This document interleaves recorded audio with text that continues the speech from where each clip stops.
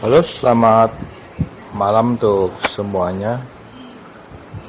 Di sini kali ini kontennya akan seputar, mungkin ada yang tanya kenapa saya YouTube yang sudah dimulai pada beberapa tahun yang lalu ya. Memang dari konten YouTube itu memang ada istilah monetisasi atau dapat uang dari konten-konten yang kita upload gitu kan. Itu pun kalau memenuhi syaratnya itu kan dari mulai 500.000, 3.000 subscriber. Nah itu juga tidak terbatas itu, tapi juga harus tayangannya harus dilihat sama orang yang nggak bisa cuma ditonton 1 detik, 2 detik, 1 menit, 2 menit gitu kan. Harus ditonton cukup lama sehingga dapat dikategorikan sebagai suatu konten yang dapat dimonetisasi. Kalau kita mengacu sama itu mungkin akan frustasi ya. Tapi kalau kita mulai dengan suatu keinginan untuk melakukan sharing, untuk melakukan edukasi kepada para, mulai dari lingkungan sekitar, dari mulai keluarga, teman-teman alumni SMA atau orang perguruan yang rata-rata sudah seumuran gitu kan. Di satu hal lain itu adalah saya harus memiliki catatan, dokumentasi atau rekaman terhadap ide-ide atau pikiran-pikiran saya yang harus saya tuangkan, daripada nanti saya keburu mati terus tidak tersampaikan gitu kan. Yang biasanya itu mengacu kepada pengalaman. Jadi pengalaman olahraga, pengalaman meditasi, pengalaman belajar, pengalaman organisasi dan semuanya yang perlu saya rekam dan disampaikan, mudah-mudahan akan memotivasi orang lain untuk mengambil hikmah atau tips atau trik, atau tidak mengulangi kesalahan-kesalahan yang saya buat selama ini, terutama dalam hal dalam olahraga, pergaulan dan menjaga kesehatan. Itu ibarat kalau di Harry Potter itu saya lupa tuh. Jadi si Harry Potter Dumbledore itu dia bisa mengeluarkan ingatannya dan masukkannya ke dalam sebuah ke dalam air sehingga dia tidak, ya semacam nyimpan di flash disk gitulah. Tapi ini saya buat sebagai konten yang mungkin dapat disimak atau bertahun-tahun kemudian. Ya saya tidak mikir mau orang mau lihat kayak mau enggak kayak, itu kan tergantung dari algoritmanya YouTube. Kalau algoritmanya YouTube itu memang nyantol di tempat Anda, ya kelihatan muka saya. Tapi kalau nggak ada ya nggak akan pernah nyampe. Misalnya Anda sukanya musik gitu kan, ya nggak akan nyantol apa yang saya omongin, karena algoritmenya tidak mengarah ke sana. Tapi kalau Anda mencari dengan tips, trik, olahraga, kesehatan atau merpati putih, mungkin akan mampir di beranda Anda gitu kan. Hal lain adalah karena saya terjadi perubahan dalam hidup ya, ketika beberapa tahun itu sejak SMA itu kan saya nyaris gak pernah berolahraga ya, hampir 30 tahun lah. Jadi gaya hidupnya tuh gaya hidup memang sedentary, jadi olahraga tuh hampir-hampir gak pernah gitu kan. Tapi mungkin karena kebetulan waktu pas reuni itu ketemu sama si Heru Gali Ketum. Nah, Heru Gali itu nyarankan saya untuk ikut Merpati Putih lagi. Nah, sejak saat itu karena saya serius dan udah jadi dokter, jadi sebelum ikut kan belum jadi dokter. Pas sudah jadi dokter, saya tentu mengamati kan apa yang terjadi. Seandainya waktu itu Merpati Putih tidak memberikan hasil yang bagus, mungkin saya nggak akan pernah membuat konten-konten tentang Merpati Putih. Tapi itu pun tidak dapat dikategorikan sebagai sesuatu yang cukup luar biasa, karena kategorinya olahraga. Hanya olahraganya agak berbeda karena ada olahraga dengan pernapasan yang cukup berat. Nah di situ mulai timbul tuh adanya perbaikan kesehatan yang akhirnya saya coba cari literatur ilmiahnya gitu kan, yang akhirnya saya dapatkan dan saya rangkum supaya nggak lupa dalam konten-konten yang saya buat.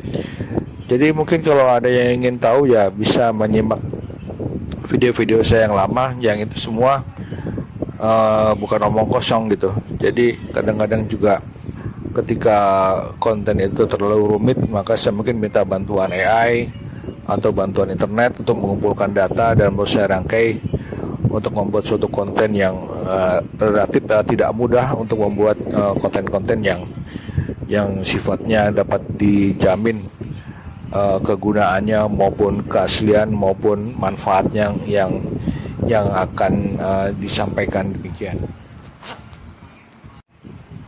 Justru yang menarik adalah bahwa ketika saya melakukan pembuatan konten itu, salah satu penyebabnya adalah karena tidak didengarnya atau tidak dipahaminya apa yang saya sampaikan itu kepada beberapa teman atau orang-orang yang menjadi sasaran saya untuk menjadi sehat, yaitu alumni SMA 2 Madiun, terus perguruan dan keluarga. Itu tidak ngefek tuh. Saya ngasih ceramah, saya ngasih tulisan di WA group, itu omong kosong, itu nggak ada yang dengerin. Itu paling dari 200 orang hanya sisa 2 aja yang terus memahami dan merubah pola hidup mereka. Bahkan beberapa orang itu sampai mereka meninggal pun mereka tidak pernah melaksanakan apa yang saya sarankan. Tapi kalau nanya sih hampir tiap tahun nanya melulu, ini bagus nggak, ini boleh nggak, ini gimana gitu. Itu selalu. Tapi ironis tuh, habis itu mereka terus makin terpuruk dan akhirnya meninggal. Nah, untuk itu maka saya pikir apa sih metode yang bagus gitulah untuk membuat saran ke mereka. Yang pertama adalah saya melakukannya ke diri saya sendiri. Ya. Jadi coba dulu ke diri gua. Kalau diri gua ininya kayaknya gimana gitu, ya itu gua sampaikan gimana sulitnya. Akhirnya ya tercetus gitu. Yang paling bagus itu ya lewat YouTube. Jadi mereka bisa akses kapanpun. Saya tinggal melakukan sharing materinya ada di konten ini, ada di channel ini gitu kan. Sehingga saya tidak perlu menjelaskan lagi berulang-ulang. Jenis-jenis pembuatan konten pun macam-macam. Ada yang berbentuknya video, saya ngomong di depan gitu kan. Terus juga ada yang bentuknya dengan podcast, ada yang bentuknya narasi, jadi faceless, nggak pakai wajah. Ada juga dibantu dengan AI. Saya masih cari tahu yang mana sebenarnya yang mereka ini bisa memahami gitu kan apa yang saya sampaikan. Topik-topiknya sampaikan itu tidak melulu masalah kesehatan ya, kadang-kadang juga masalah-masalah tentang merpati putih gitu kan, yang kadang-kadang juga saya menyampaikan suatu kritik secara halus, ataupun saya juga menyampaikan ironi-ironi.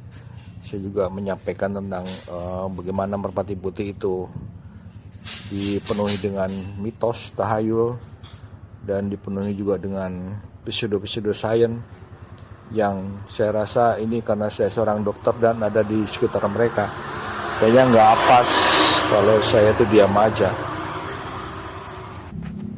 Misalnya tentang pukulan jarak jauh, tentang getaran, tentang klaim-klaim kesehatan, dan masih banyak lagi yang semuanya berpangkal dari ketidaktahuan mereka terhadap medis maupun sesuatu yang ilmiah. Urusan dapat uang itu dari monetisasi YouTube itu memang sudah selayaknya dipertimbangkan. Jadi apa yang kita kerjakan ini dapat reward lah atau penyemangat gitu kan.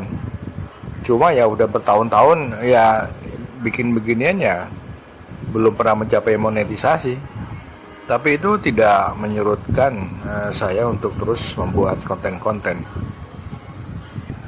Di satu sisi memang ada yang pesan juga dari konten kreator yang khusus untuk memberikan penjelasan kepada monetisasi, bahwa memang harus didasari dengan passion atau kesukaan kita terhadap suatu topik tanpa memikirkan ini bakal menghasilkan duit atau enggak gitu kan.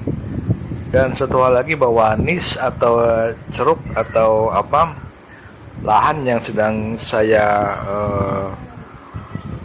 dasari untuk membuat konten itu sempit sekali.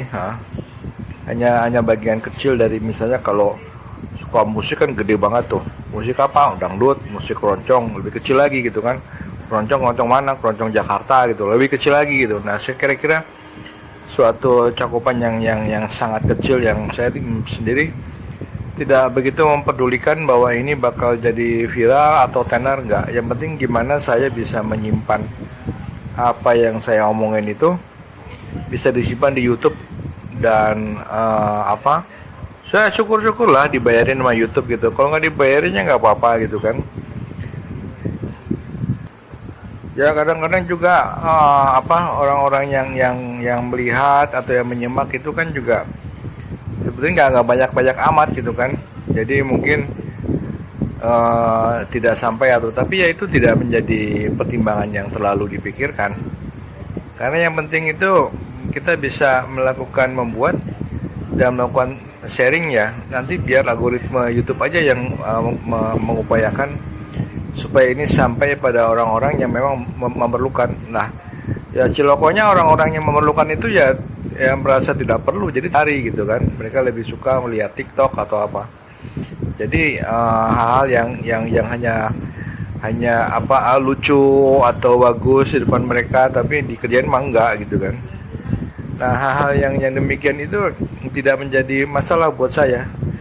Itu bebas-bebas saja, orang mau lihat mau enggak ya suka-suka mereka. Apa yang mau diambil boleh, yang tidak diambil ya nggak apa-apa gitu kan. Pembuatan konten ini juga angin-anginan gitu. Kalau lagi ada ide bikin, kalau lagi semangat bikin, kalau lagi enggak ya enggak, berbulan-bulan nggak bikin juga pernah gitu kan. Tapi tiap hari bikin juga pernah gitu kan. Apalagi ketika masa-masanya dibantu sama AI itu kan. Jadi kita mengumpulkan ide, dibantu AI buat bikin gambar, buat bikin tulisan, buat bikin apa. Nah itu jauh, tapi rupanya hal itu mungkin sebagian mungkin menganggapnya sebagai sesuatu yang tidak otentik. Tapi ya nggak penting juga buat saya, karena itu memang apa yang mau saya sampaikan, nah itu sudah saya tuangkan gitu kan. Tapi kalau model-model seperti podcast atau tampil itu memang jauh lebih mempunyai sumber daya, waktu dan tempat segala macam, itu mesti dipikirin banget gitu kan. Saya juga tidak menggunakan alat-alat canggih ya, cuma pakai iPhone punya kantor juga, tapi saya punya layar sendiri, punya beberapa lighting sendiri, tapi kan beberapa juga saya ambil di luar ya. Kadang-kadang saya juga minta bantuan pada karyawan, pada agen, pada siaan gitu kan, sebagai pemegang kamera atau megangin lampu atau membantu hal ini hal itu gitu kan. Jadi kalau semua saya lakukan sendiri itu memang agak-agak cukup berat gitu kan, untuk yang tipenya konten di lapangan gitu kan. Pertama harus kumpul dulu, harus bawa alatnya dulu, terus settingnya dulu segala macam. Itu membuat konten itu nggak gampang kalau memang diseriusin. Makanya saya juga ketika melihat konten-konten yang dibuat buat anak atau buat apa, itu jelas effortnya itu memang luar biasa, dan memang harus terbayar kalau memang si YouTube mengasih duit atau monetisasi. Itu mungkin bisa sebagai pelipur lara. Tapi kalau didasari hanya karena ingin mencari duit dari YouTube, itu ya siap-siap aja kecewa. Satu hal yang cukup penting itu adalah sebenarnya saya tuh sedang berusaha untuk memotivasi diri sendiri, karena naik turunnya keinginan untuk hidup sehat itu emang lumayan berat gitu kan. Jadi nggak bisa hanya punya kelompok, tidak bisa cuma punya metode, tidak bisa juga punya fasilitas gitu kan. Tapi satu yang cukup bisa dijadikan acuan adalah bahwa dengan kita melatih atau dengan kita melakukan sharing, maka seolah-olah kita juga sedang membuat pernyataan pada diri sendiri gitu kan, bahwa kalau sampai saya tidak melakukan apa yang saya omongin itu kan malu sendiri gitu kan, udah tahu gitu kan tapi tidak melaksanakan apa itu omongannya sendiri gitu kan. Nah, hal-hal gitu itu yang salah satu juga yang memicu saya untuk melakukan itu ya. Ini inspirasinya tuh Mas Monco yang di Australia itu, dia nonstop bisa motivasi diri sendiri sehingga, dan melatih juga, sehingga kalau kita tidak melakukan apa yang kita omongin kan sama aja omong doang gitu kan. Nah, itu juga cukup penting. Saya rasa itu yang mau saya sampaikan, mungkin bisa menginspirasi, tapi kalau seandainya ingin tahu hal yang lain bisa lihat di channel saya yang lain. Kalau ingin dapat materi apa gitu kan, ya nanti akan saya usahakan buat, cuma ya seputar pengalaman saya saja. Demikian, thank you. Udah.